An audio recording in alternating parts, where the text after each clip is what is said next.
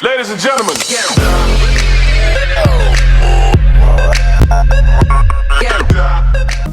Hello friends, क्या कर रहे हो? सबसे पहले सब्सक्राइब करो, बाद में वीडियो देखना।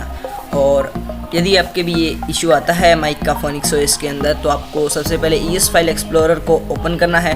यदि आपने इसे डाउनलोड नहीं किया तो डाउनलोड कर लेना। और जिस तरह से मैं टूल्स के ऑप्शन में जाके रूट एक्सप्लोरर को ऑन कर रहा हूँ, आपको भी उसी तरह से इसे ऑन कर देना है।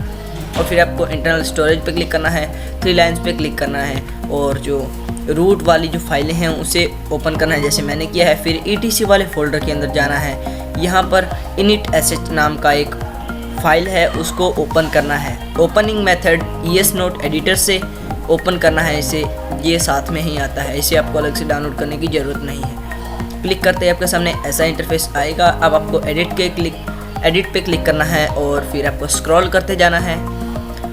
इधर साइड लेफ़्ट के अंदर साइड में यहाँ पर कुछ नंबर्स लिखे हुए हैं जो कि लाइन के नंबर्स हैं। आपको जाना है 530 पे।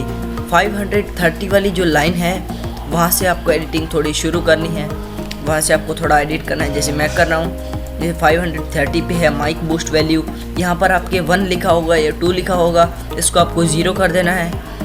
और नीचे वाले जो ऑप्शन है 531 वाली जो लाइन है, इसे भी आपको 0 कर देना है।